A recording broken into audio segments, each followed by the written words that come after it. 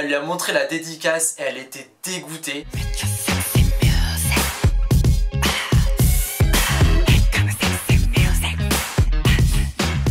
Hey yo, j'espère que vous allez bien, on se retrouve aujourd'hui pour une nouvelle vidéo et on retrouve le décor iconique qui est ma porte. Je ne suis pas dans mon appartement étudiant vu que je suis là pour les fêtes et c'est pour ça qu'on retrouve cette porte, mais bon on a commencé avec elle. C'est avec ce décor que j'ai recommencé YouTube et c'est avec ce décor que je vais terminer l'année 2018. Et on se retrouve donc pour une vidéo qui n'a rien à voir avec la K-pop parce qu'en fait j'ai réfléchi à quelque chose. On arrive à la fin de l'année et c'est un peu une période où les gens sont déprimés parce qu'ils se disent on prend un an de plus. Et les gens se disent sur un an, bah j'ai rien fait en fait. Ils se disent qu'on va passer en 2019 mais qu'en fait l'année 2018 elle a pas servi à grand chose parce que les résolutions que t'avais fait souvent tu les fais pas et t'as un petit peu un sentiment d'échec. Et c'est un peu l'état d'esprit que j'avais souvent à la fin d'une année. Souvent je me disais bah l'année qui vient de passer c'était pas une année extraordinaire. Et en réfléchissant bien je me suis dit mais non c'est pas vrai. On fait plein de choses dans une année et en fait on se rend pas compte de tout ce qu'on a fait et de la chance qu'on a eu de pouvoir faire ces choses. Et ce que je voulais faire en vidéo c'était de revenir sur tout ce que j'avais fait cette année. Et je pense que ce que je vais faire tout le monde peut le faire et ça permet de faire une transition entre l'année qui se termine et l'année qui va arriver et ça permet en fait de commencer l'année en étant plus confiant. C'est pas une vidéo genre arrogant où je vais dire genre ouais moi j'ai fait ça pour montrer que j'ai fait ça. Je vais découper la vidéo en 12 points qui sont 12 événements que j'ai fait cette année. Il y a des choses qui sont concrètes, il y a des choses qui sont un peu plus what the fuck. Mais j'ai trouvé ça marrant de le faire genre 12 points pour 12 mois, même s'il y a des mois où j'ai rien fait comme événement marquant. Mais le 12 je pensais que c'était symbolique et c'est pour ça que j'ai fait 12 points. J'espère que la vidéo vous plaira et donc c'est parti. Premier point au premier événement. J'ai commencé l'année 2018 à Disneyland avec ma meilleure amie parce que Disney c'est ma deuxième passion après la K-pop. J'adore tout ce qui touche Disney, franchement c'est un univers que j'admire. C'est une bouffée d'air frais, une bouffée d'enfance et je vais souvent à Disneyland parce que c'est un endroit où je me sens vraiment bien et c'est un endroit où je peux vraiment souffler parce que mes études sont assez difficiles dans le sens où je vois des choses qui sont assez dures et quand je vais à Disneyland et bah je souffle et je profite. C'était ma 5e visite depuis que je suis né et j'y vais beaucoup plus souvent maintenant que je suis étudiant parce que je pense que j'en ai beaucoup besoin. Ce qui m'a vraiment marqué dans cette visite au mois de janvier c'est notre rencontre avec Dark Vador. Dark Vador ma vie. J'aime beaucoup Star Wars et la rencontre avec Dark Vador c'était assez fou parce qu'en fait le gars il était vraiment imposant et je vous jure que devant je faisais pas le fier du tout. Même sur la photo genre je suis en mode rebelle mais je vous assure qu'en face à face je faisais pas vraiment le rebelle. C'était vraiment un très bon séjour et c'est vraiment un truc qui m'a marqué cette année. Deuxième point, je suis parti à Venise en avril. Venise c'est une ville que j'avais déjà visité en 4ème avec le collège mais le problème que j'avais en fait sur ce voyage c'est que j'avais pas la liberté de faire vraiment ce que je voulais et j'avais l'impression en partant de Venise que j'avais loupé plein de choses. Et Venise c'est une ville qui est très riche en culture, en architecture, en histoire et j'avais vraiment envie de retourner là-bas pour mieux apprendre sur la ville. Et je suis parti du coup avec ma soeur et ma mère. On a fait un petit voyage en famille de 4 jours si je me souviens bien et c'était vraiment top. Franchement Venise c'est une ville que j'adore. T'as pas de ville comme ça en fait dans le monde et c'est vraiment une ville qui est particulière. T'as un mélange d'architecture, d'histoire qui est fascinant. T'as les petites îles qui sont autour qui sont aussi très belles et en plus de ça l'événement qui m'a beaucoup marqué dans ce voyage c'est que j'ai rencontré une abonnée à Venise et c'est vraiment l'endroit improbable je pense. Et en avril j'avais pas repris YouTube du coup ma notoriété entre guillemets parce que je me considère pas du tout comme une star ou quelqu'un qui est vraiment connu et j'avais un petit peu oublié genre que j'étais youtubeur à une période donnée et quand cette abonnée est venue me voir j'étais vraiment surpris parce que je pensais pas qu'on pourrait me reconnaître en fait tout simplement. C'est vraiment une rencontre qui m'a motivé à revenir sur YouTube parce que j'ai réalisé qu'il y avait des gens qui me suivaient, ils suivaient des vidéos que moi j'aimais faire et c'est vraiment ce qui m'a donné envie de revenir.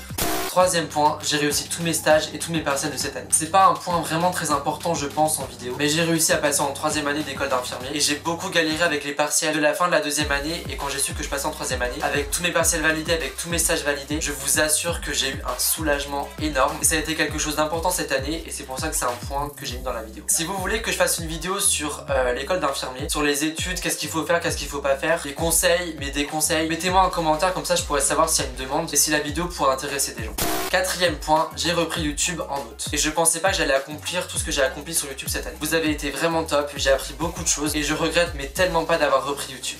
5ème point, j'ai vu Britney Spears. Pour ceux qui me suivent, Britney c'est l'idole de ma vie. J'ai grandi avec elle, j'ai évolué avec elle, je suis tombé avec elle, je me suis relevé avec elle et je l'ai vue fin août et c'était un concert de malade. J'ai été la voir avec ma meilleure amie et c'était un concert assez dur physiquement et je vais expliquer pourquoi. Avec ma meilleure amie on est parti de Clermont-Ferrand jusqu'à Paris en bus et on est parti en bus de nuit. Et très franchement je déconseille à tout le monde de prendre le bus de nuit et d'enchaîner juste après un concert en fosse. Le problème c'est que dans le bus il y avait beaucoup de monde et on a très peu dormi durant tout le trajet et quelques heures après on avait le concert de Britney en fosse. On avait attendu 10 heures dans la pluie, dans le vent. Je m'en souviens on avait super froid, on avait envie de faire pipi mais la récompense c'est qu'on était super bien placés. J'étais pratiquement aux barrières et j'avais Britney juste à 5 mètres de moi et j'avais mes yeux d'enfant qui la voyaient genre en mode je la vois en vrai et c'était vraiment un concert de fou, il y avait une ambiance de malade et j'ai vraiment de la chance d'avoir pu vivre ça.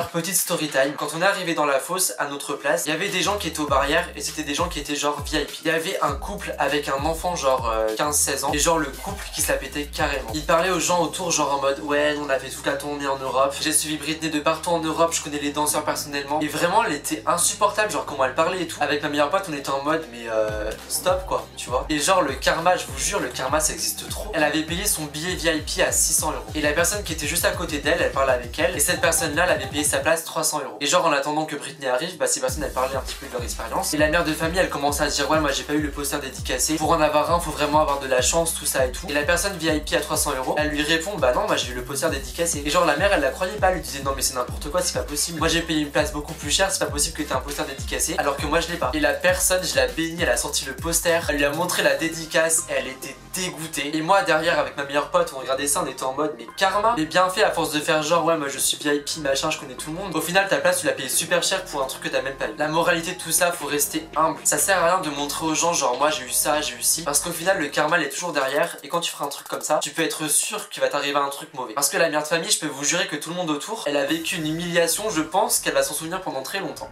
Sixième point, j'ai rencontré Peter Pan. Je suis retourné à Disney juste après le concert de Britney Spears et j'ai pu rencontrer Peter Pan et le Capitaine Crochet qui font partie d'un dessin animé que j'adore qui est Peter Pan. D'ailleurs mes 3 Disney préférés c'est Lilo et Stitch, Peter Pan et Tarzan. Et quand j'étais plus jeune j'avais été à Disney, j'avais rencontré Mouche et j'avais trop envie de rencontrer Peter Pan, Wendy, le Capitaine Crochet, tout ça. Et j'ai pu les rencontrer et j'étais trop content. Oui je sais j'ai 4 ans dans ma tête mais j'assume à fond. Septième point, j'ai vu BTS en concert. Je vais pas revenir sur ça parce que j'ai fait un vlog sur le concert et je vous invite à le voir si vous l'avez pas vu. Huitième point, j'ai atteint les 10 000 abonnés sur YouTube. Et je vous avoue que quand j'ai repris YouTube en août, je pensais mais tellement pas que j'allais atteindre 10 000 abonnés. Encore merci du soutien parce que sans vous, bah j'aurais pas accompli ça. Et l'année prochaine, je vais essayer de faire des vidéos beaucoup plus travaillées et j'ai envie de parler un petit peu de sujets plus divers que la K-pop. Neuvième point, j'ai adopté une petite plante. Aucune plante que j'ai achetée ou qu'on m'a offert n'a survécu plus d'1 mois avec moi. Soit j'oubliais leur existence, soit j'arrosais trop, soit j'arrosais pas assez, enfin bref, à chaque fois les plantes elles mouraient avec moi. Et là ce petit ficus que j'ai adopté au mois de décembre, que j'ai nommé Maria en l'honneur des fêtes de Noël, parce que Noël sans Maria Carré bah c'est pas Noël. Et bah pour l'instant Maria elle va sur ses 1 mois avec moi et elle est toujours en vie et c'est quelque chose d'étonnant. Et j'en prends vraiment soin et j'espère qu'elle vivra le plus longtemps possible avec moi.